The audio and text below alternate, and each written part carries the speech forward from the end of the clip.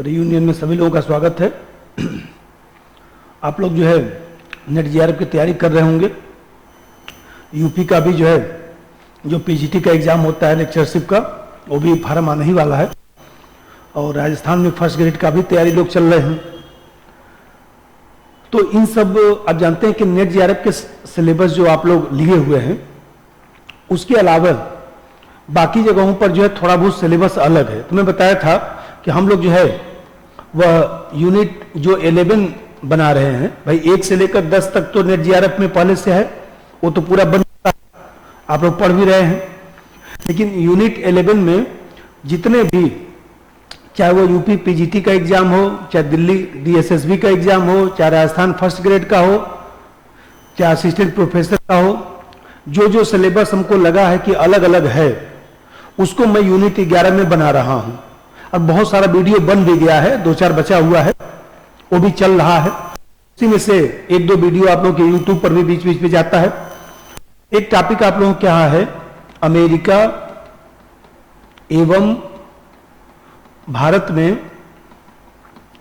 संघवाद की गतिशीलता। जो लोग सिलेबस देखे होंगे वो समझ गए होंगे कि ये टॉपिक रखा गया है। अब इसमें प्रश्न आता कहां कहां से है, इसमें 2 चीजें हैं। एक तो हम लोग को जो है अमेरिका का जो संघवाद है, अमेरिकी जो संघवाद है उसके बारे में जानना है। फिर भारतीय संघवाद के बारे में जानना है। अब फिर दोनों की तुलना भी जानना है, वहां से भी प्रश्न आता है। ये 3 चीजें पढ़नी है। यहां अमेरिका के संघवाद में किस तरह से गतिशीलता आया है, भारत के संघवाद में कैसे गतिशीलता आया है, उन सब चीजों के बारे में हम लोग को चर्चा करना है। तो देखिए, अमेरिका का जो संघवाद है, फेडरल सिस्टम ऑफ अमेरिका, तो वहां पर भी संविधान में कहीं पर फेडरल शब्द का उल्लेख नहीं है, फेडरेशन शब्द का उल्लेख नहीं है। फिर भी उसको आदर्श संघ कहा जाता है। आदर्श संघ इसलिए कहा जाता है क्योंकि वहां पर अवधारणा ऐसी है। अब जानते हैं केसी वीर साहब ने अपनी किताब में लिखा, केसी वीर साहब की जो किताब है, केसी वीर साहब की जो किताब है फेडरल गवर्नमेंट, तो जो ये फेडरल गवर्नमेंट है, इस फेडरल गवर्नमेंट में केसी वीर साहब ने लिखा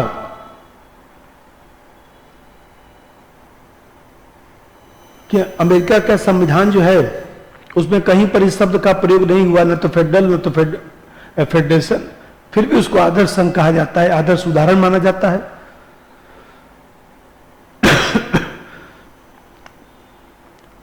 अब डायसी जो है, डायसी ने भी लाभ कॉन्स्टिट्यूशन में लिखा कि एक संघात्मक राज्य एक ऐसे राजनीतिक उपाय के अतिरिक्त कुछ भी नहीं है जिसका उद्देश्य राजनीतिक एकता और राज्य अधिकारों को मिल स्थापित करना हो। तो ये दोनों काम अमेरिकी संविधान में दिखाई देता है, इसलिए आदर्श संघवाद है। लेकिन कभी प्रश्न पूछे कि अमेरिकी संविधान को आदर्श संघीय व्यवस्था किसने कहा, तो केसी वीर लगाइएगा, केसी वीर जैसा समझिए।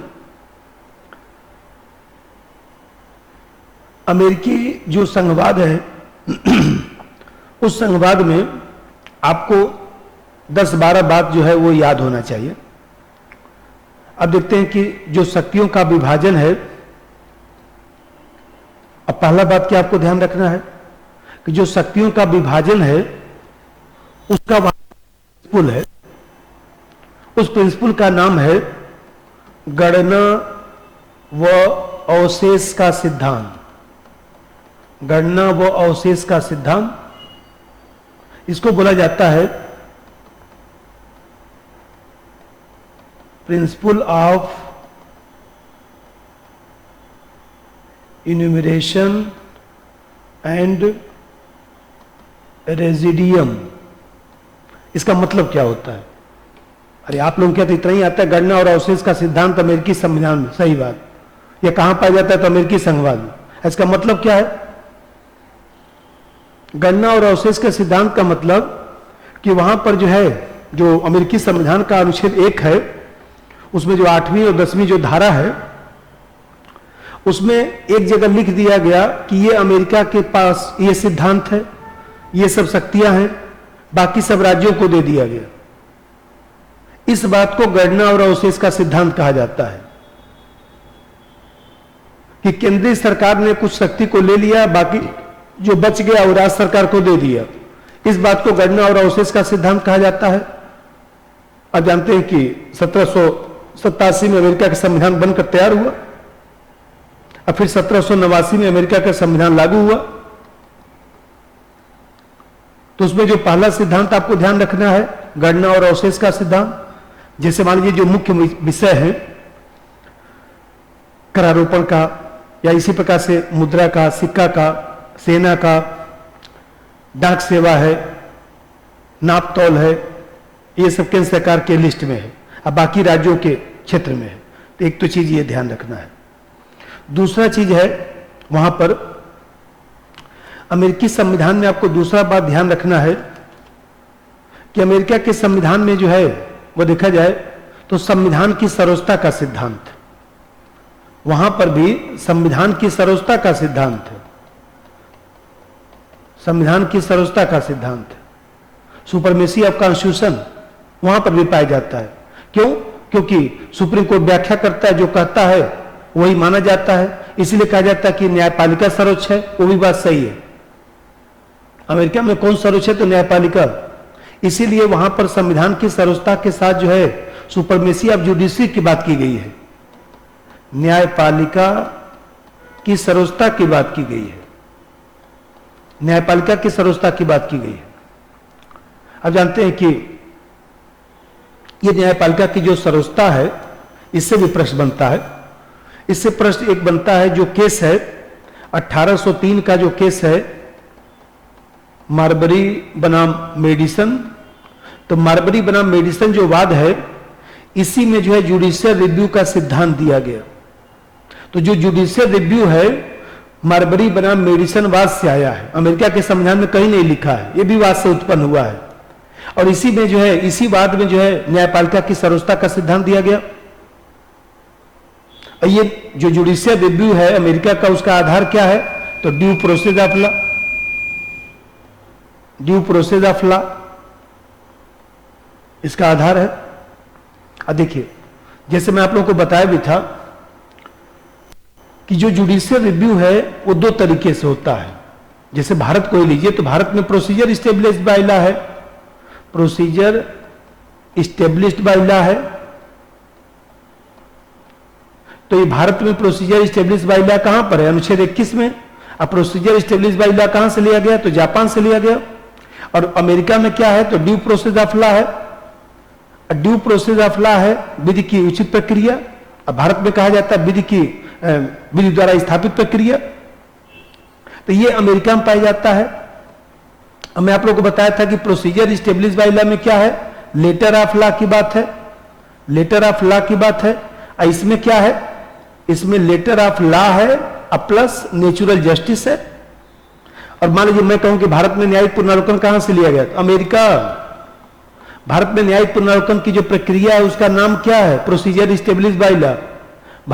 भारत में जो प्रोसीजर इस्टेब्लिश्ड बाय लॉ प्रक्रिया कहां लिखा है? तो अनुच्छेद 21 में। कहां से लिया गया? तो जापान से। ये सब ध्यान रखिएगा, पढ़ा भी चुका हूं। तो मैं बताया कि न्यायपालिका की सर्वोच्चता का सिद्धांत है। अब फिर जो चौथी विशेषता है, वो चौथी विशेषता जो है अमेरिका के संघीय व्यवस्था की चौथी विशेषता है दोहरी नागरिकता, डुअल सिटीजनशिप। दोहरी नागरिकता का मतलब कि एक जो है संयुक्त राज्य अमेरिका की नागरिकता और दूसरा उस राज्य की नागरिकता। तो देख रहे हैं दोहरी नागरिकता। देखिए, इस टॉपिक में आपको 10-12 पॉइंट अमेरिका के बारे में और भारत का तो आप जानते हैं, 10-12 पॉइंट बस तुलना जानना है, इससे ज्यादा कुछ नहीं पढ़ना है इसमें। और वहीं से क्वेश्चन आता है, अभी पढ़ा रहा हूं 10-15 मिनट, अब पेपर में जो आया होगा क्वेश्चन देख लीजिएगा। तो दोहरी जो नागरिकता है अमेरिका में पाई जाती है, एक जो है अमेरिका की नागरिकता, दूसरा जो है राज्य की नागरिकता। और पांचवी विशेषता जो वहां पर है, सबको समान प्रतिनिधित्व है, समान प्रतिनिधित्व का सिद्धांत पाया जाता है।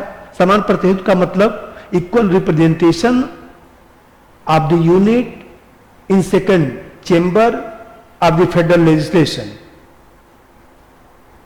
तो जो वहां पर हाउस ऑफ रिप्रेजेंटेशन है वो तो लोकसभा की तरह है, जो वहां पर सीनेट है, जो सीनेट है वो राज्यसभा की तरह है।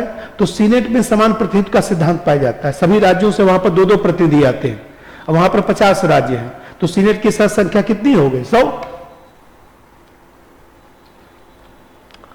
तो समान प्रतिनिधित्व का मतलब कि सीनेट में सब राज्यों के दो दो प्रतिनिधि आना, इसको समान प्रतिनिधित्व कहा जाता है। और फिर छठी जो विशेषता है वहां पर प्रादेशिक अखंडता।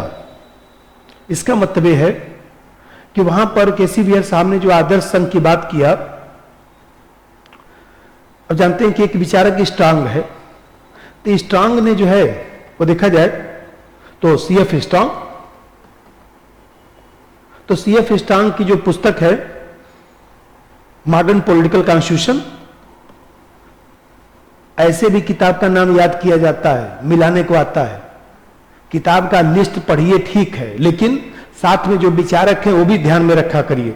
जैसे modern political constitution, modern political constitution, तो ये जो मॉडर्न पॉलिटिकल कॉन्स्टिट्यूशन जो सीएफ स्ट्रांग की किताब है, इसमें इसे लिखा कि संयुक्त राज्य अमेरिका के संविधान को विश्व का सर्वाधिक पूर्ण संघात्मक विधान कहा जाएगा।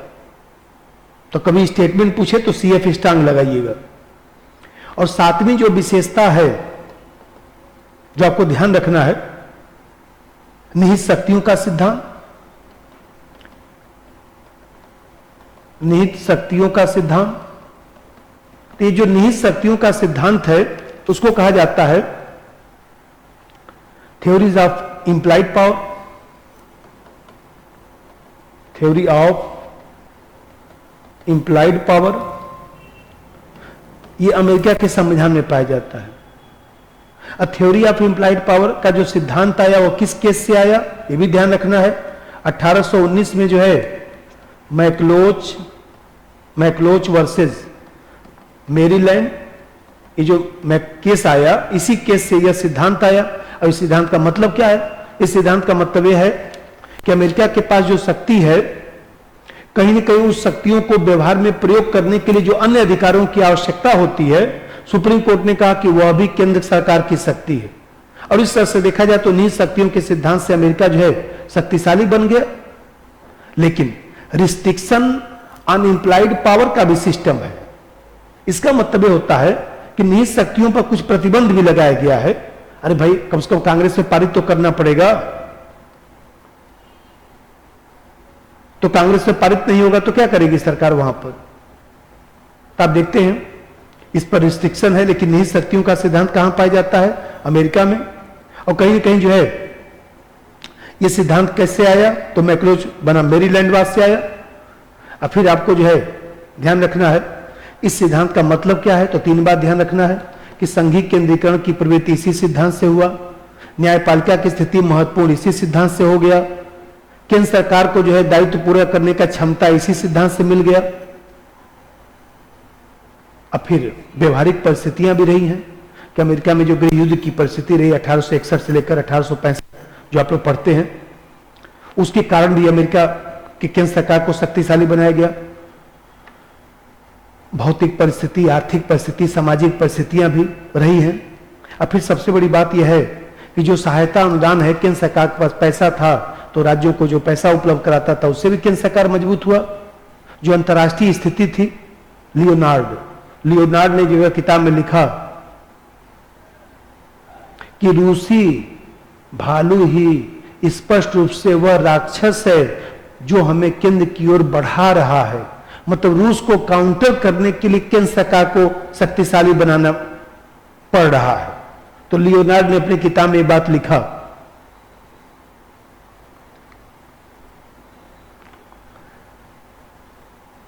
रशियन बियर की बात किया, रूसी भालू की बात किया। अब फिर जानते हैं जो न्यू डील इकोनॉमिक जो प्रोग्राम था रूजवेल्ट का, ये सब मिलाने को आता है। रूजवेल्ट का जो सिद्धांत था न्यू डील इकोनॉमिक पॉलिसी,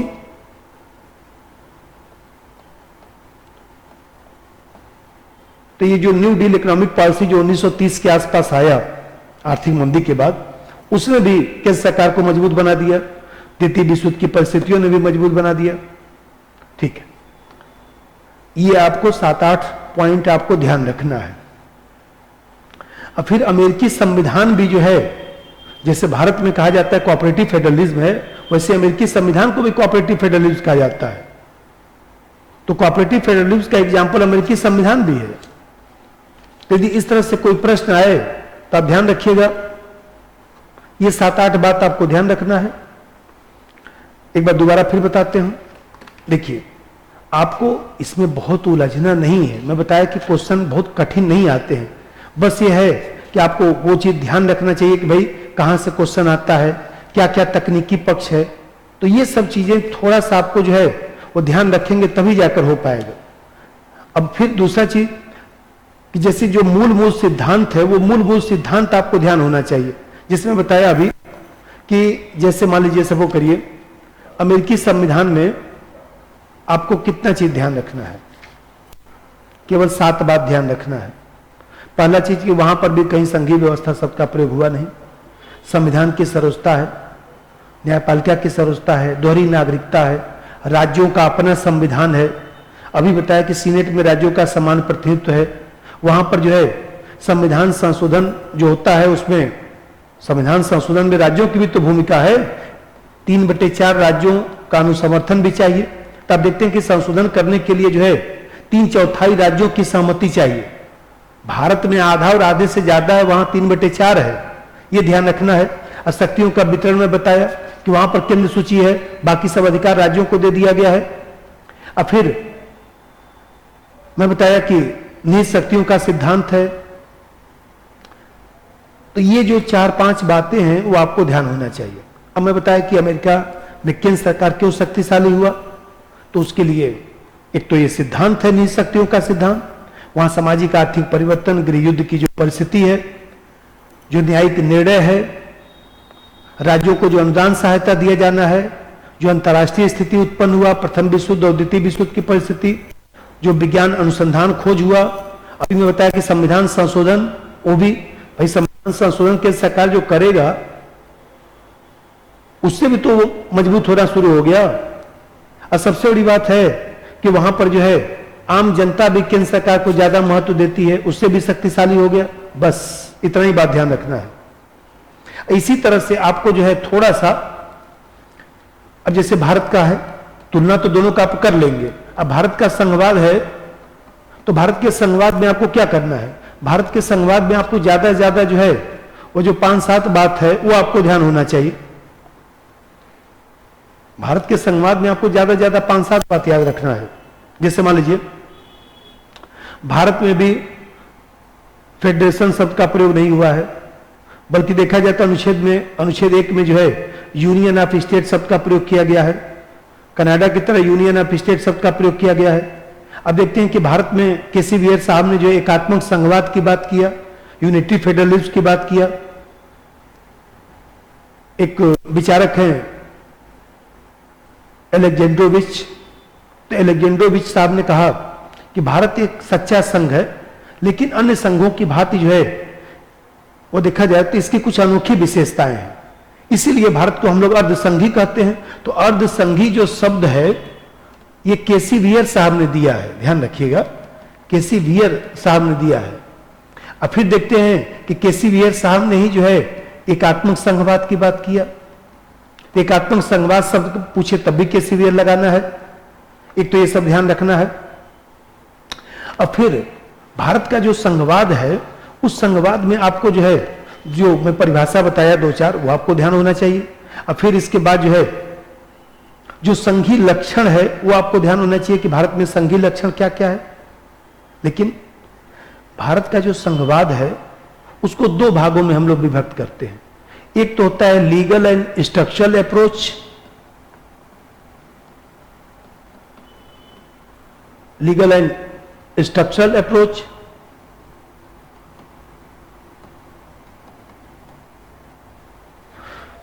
बहुत सारे लोगों का फोन आ रहा था कि ये टॉपिक सर पढ़ा दीजिए। हम कहते रुकिए मैं यूट्यूब पर यह डाल देता हूं, आप लोग पढ़ लीजिए। लेकिन बहुत सारा टॉपिक जो है यूनिट 11 में मैंने बना दिया है। अब आपको परेशान होने की जरूरत नहीं है, आप कोई भी एग्जाम देंगे सब सिलेबस पूरा बन गया है। भाई नेट जीआरएफ का सिलेबस 1 से 10 यूनिट तक है, ये 20,000 क्वेश्चन हमने बना रखा है, सबका नोट्स बन रखा है। अब 11वें यूनिट में मैं बीच बीच में वीडियो बना के सब अपना जो मुझको मन करता है वो भी मैं उस पर रखता रहता हूं। तो जो भारत का संवाद है उसमें 2 भागों में विभक्त किया जाता है, एक तो लीगल स्ट्रक्चरल अप्रोच और दूसरा जो है इंपेरिकल अप्रोच। इंपेरिकल अप्रोच तो देखिए, जो वैधानिक और संस्थागत जो उपागम है उसके जो समर्थक हैं, एक तो केसी वियर साहब हैं, दूसरे जो है अभी मैं बताया कि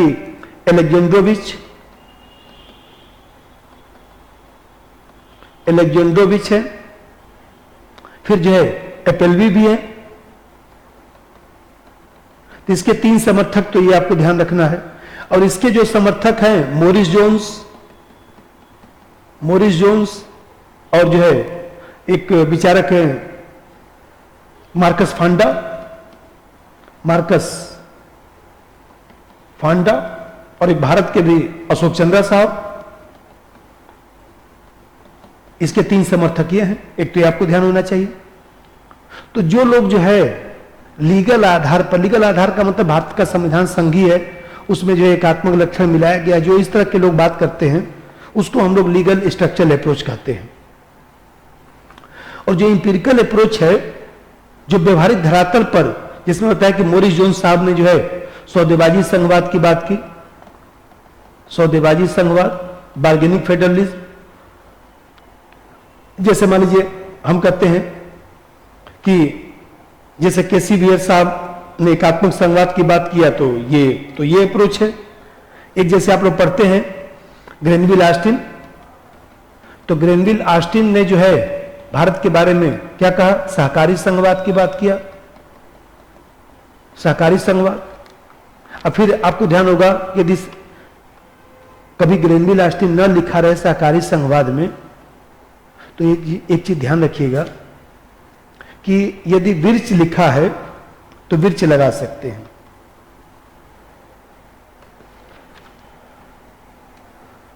विर्च लगाया जा सकता है, क्योंकि विर्च ने भी अपनी किताब में इस तरह की चर्चा किया है।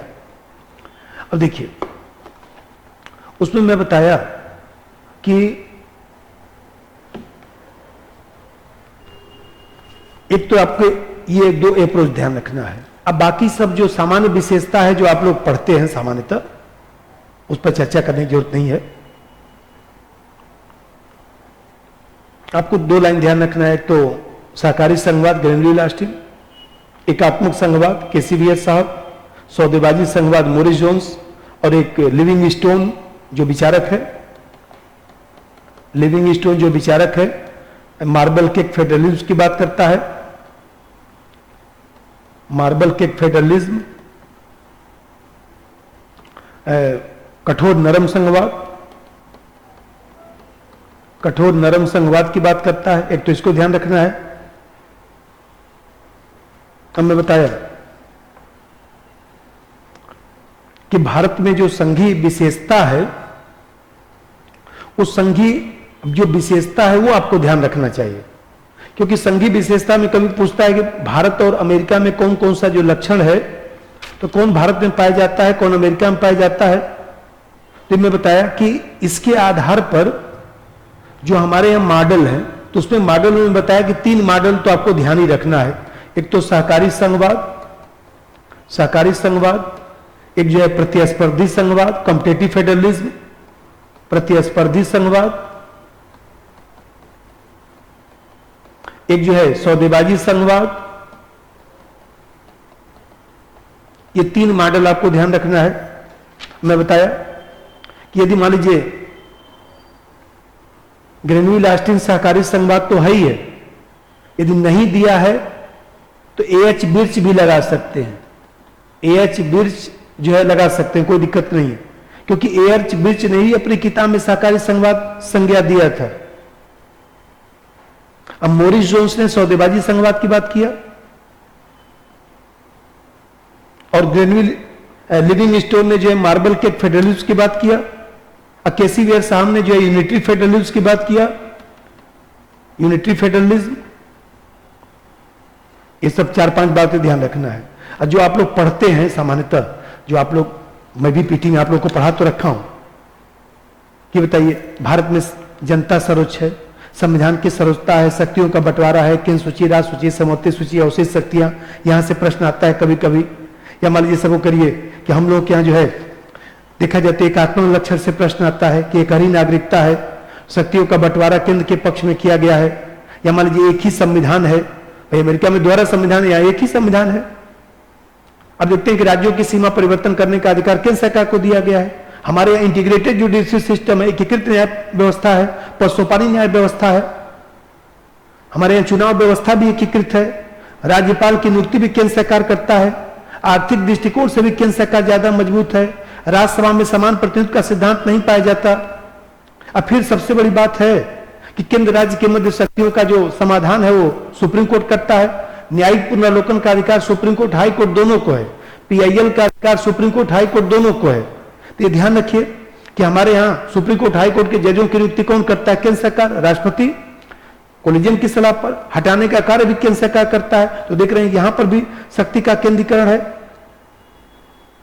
और एकात्मक जो लक्षण है उसमें आपको जो एकात्मक लक्षण में लिखवाया था वो सब ध्यान रखना है। और भारतीय संघवाद का जो निर्धारक तत्व है, डिटरमाइनिंग जो फैक्टर है, determining factor of Indian federalism, इसमें जो है एक तो पॉलिटिकल है, एक सोशल है, एक ज्योग्राफिकल है और एक इकोनॉमिक है। ये 4 फैक्टर है। अब फिर मैं बताया कि इसका एक मॉडल पढ़ लेना है। अब मॉडल पढ़कर जो है उसमें समझ लेना है कि किसने कौन सा मॉडल बोला, बस इतना ध्यान रखना है। अब चलिए अगले वीडियो में फिर मिलते हैं। धन्यवाद। सब्सक्राइब कीजिए हमारे चैनल को और बेल आइकॉन को दबाइए हमारी लेटेस्ट वीडियो सबसे पहले देखने के लिए।